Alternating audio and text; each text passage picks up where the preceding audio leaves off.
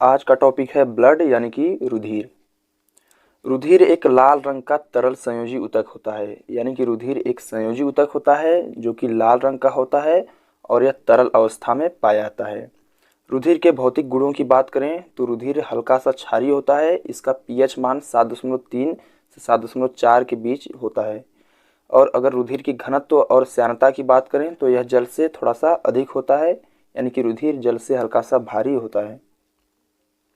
आइए बात करते हैं रुधिर के संगठन के बारे में। यानी कि रुधिर किन चीज़ों से मिलकर बना होता है, यानी कि इसके कंपोनेंट्स क्या क्या होते हैं। तो रुधिर यानी कि ब्लड के मुख्य रूप से दो कंपोनेंट्स होते हैं, प्लाज्मा और रुधिर कणिकाएं। प्लाज्मा एक पीले रंग का द्रव होता है जो कि रुधिर के 55% भाग का निर्माण करता है, तथा रुधिर कणिकाएं रुधिर में पाई जाने वाली कोशिकाएं होती हैं जो कि 45% पाई जाती हैं। आइए सीखते हैं प्लाज्मा के बारे में। क्योंकि रुधिर एक तरल संयोजी ऊतक है और संयोजी ऊतक की यह विशेषता होती है कि संयोजी ऊतक की कोशिकाओं के बीच बीच में अंतराली पदार्थ यानी कि अंतराली द्रव पाए जाते हैं। तो रुधिर भी एक तरल संयोजी ऊतक है, अतः रुधिर में भी अंतराली द्रव कोशिकाओं के बीच बीच में पाए जाएंगे। तो रुधिर का जो अंतराली द्रव होता है उसी को हम लोग कहते हैं प्लाज्मा। और प्लाज्मा रुधिर के 55% भाग का निर्माण करता है।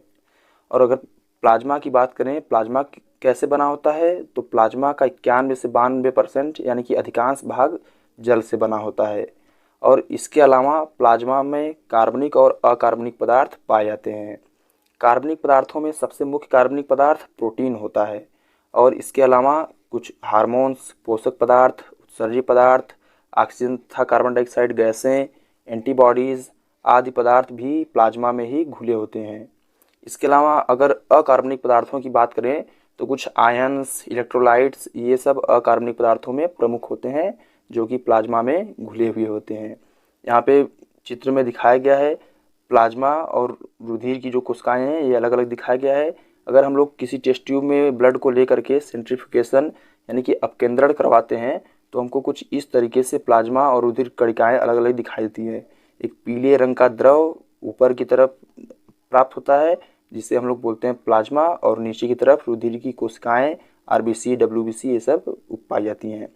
अब पिछले फिगर में भी दिखाया गया था, यहाँ पे ब्लड को दिखाया गया है। ये ब्लड की कोशिकाएं हैं, आरबीसी है, ये न्यूट्रोफिल है एक प्रकार का, डब्ल्यूबीसी है, ये लिम्फोसाइट है, ये भी डब्ल्यूबीसी है, और ये प्लेटलेट्स छोटे छोटे टुकड़े दिखाए गए हैं। और इनके बीच में यही जो पीले रंग का तरल पदार्थ है कोशिकाओं के बीच बीच में यानी कि अंतराली पदार्थ, इसी को हम लोग कह रहे हैं प्लाज्मा।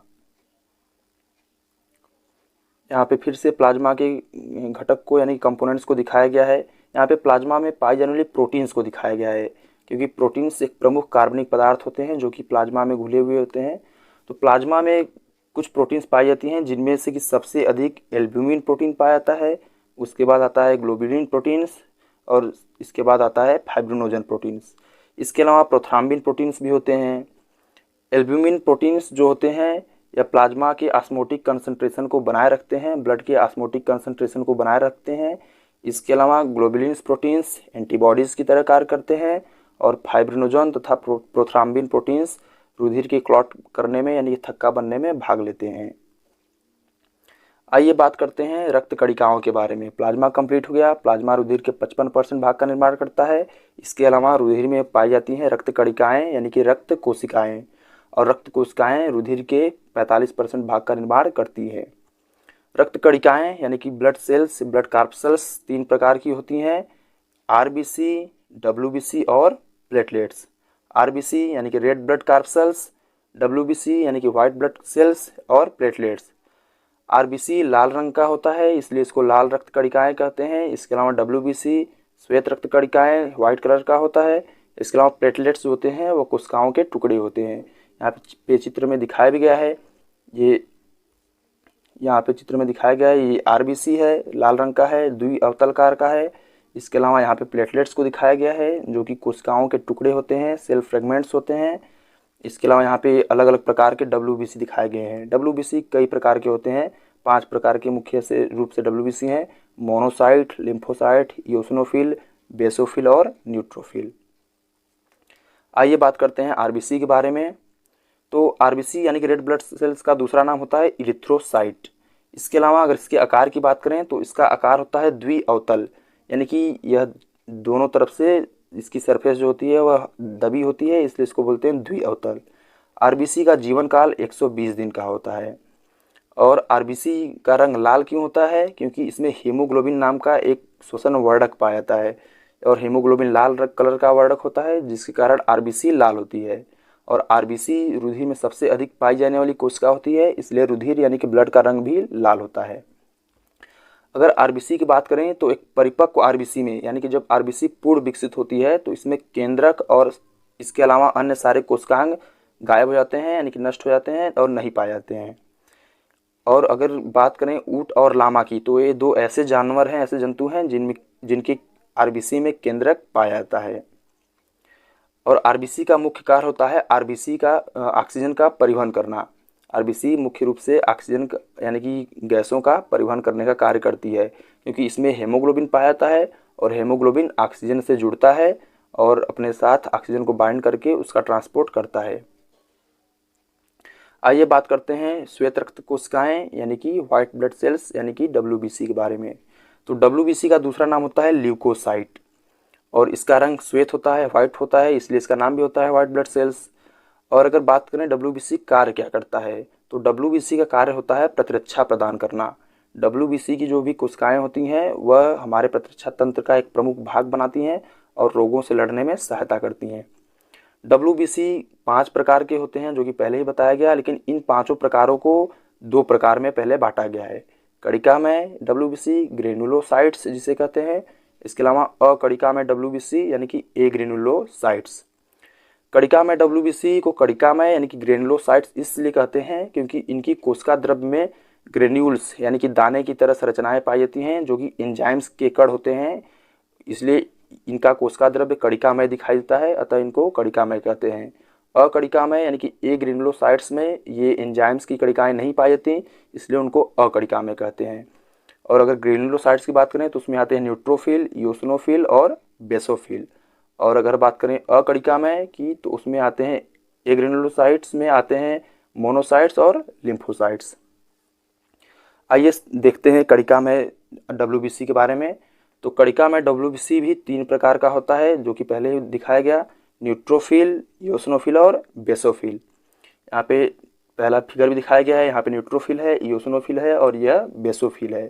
तो न्यूट्रोफिल की बात करें तो इसका जो केंद्रक होता है वो मल्टीलोब्ड होता है, यानी कि बहुपालित होता है। जैसा कि यहाँ पे दिखाया भी गया है, इसका केंद्रक 1, 2, 3 भागों में बटा हुआ है। और इसके कार्य की बात करें तो यह कोशिकाओं का भक्षण करता है। जो फॉरेन सेल्स आती हैं, जैसे बैक्टीरिया, वायरस आ गया जिसका इन्फेक्शन हो गया है, तो उसका भक्षण करती हैं, यानी कि उसको खाने का कार्य करती हैं, उसको नष्ट करने का कार्य करती हैं।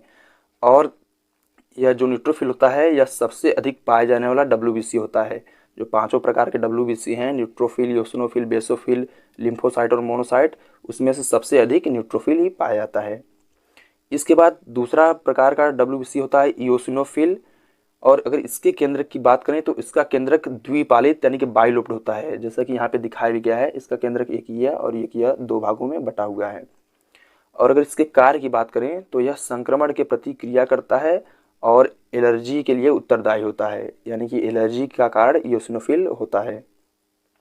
और तीसरे प्रकार की बात करें तो तीसरा है बेसोफिल। कणिकामय डब्ल्यूबीसी में तीसरा प्रकार है बेसोफिल, और यह सबसे कम पाए जाने वाला डब्ल्यूबीसी होता है, यानी कि 5 प्रकार के डब्ल्यूबीसी में इसकी संख्या सबसे कम होती है।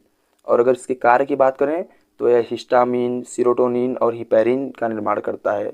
और आप लोग जानते हैं कि हिस्टामिन, सीरोटोनिन और हिपैरिन ये तीनों पदार्थ अलग अलग तरीके से इन्फ्लेमेशन यानी कि प्रदाह की प्रक्रिया में भाग लेते हैं।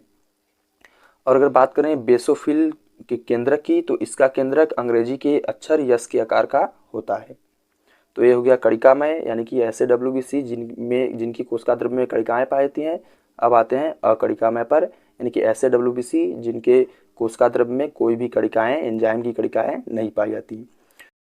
तो अकणिकामय डब्ल्यूबीसी 2 प्रकार का होता है, लिम्फोसाइट और मोनोसाइट। यानी कि ऐसे डब्ल्यूबीसी जिनमें कणिकाएं नहीं पाई जाती हैं वह 2 प्रकार के होते हैं, लिम्फोसाइट और मोनोसाइट।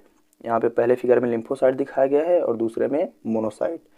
लिम्फोसाइट एंटीबॉडीज का निर्माण करते हैं और इनका आकार डब्ल्यूबीसी में सबसे छोटा होता है। और अगर मोनोसाइट की बात करें तो इनका कार्य होता है फैगोसाइटोसिस का, यानी कि ये भक्षणकारी कोशिकाएं होती हैं, और संक्रमणकारी कोशिकाओं यानी कि बैक्टीरिया वायरस इनका भक्षण करने का कार्य करती हैं, यानी कि न्यूट्रोफिल्स के समान ही कार्य करती हैं।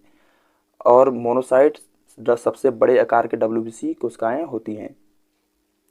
आइए बात करते हैं रुधिर कोशिकाओं में, रुधिर कणिकाओं में तीसरे प्रकार की कोशिका की, यानी कि प्लेटलेट्स की। तो प्लेटलेट्स कोशिकाएं नहीं होती हैं, बल्कि कोशिकाओं के टुकड़े होते हैं, और इनका कार्य होता है रुधिर का थक्का बनाने का कार्य होता है। और अगर इनका दूसरे नाम की बात करें तो इनका दूसरा नाम होता है थ्रोम्बोसाइट्स।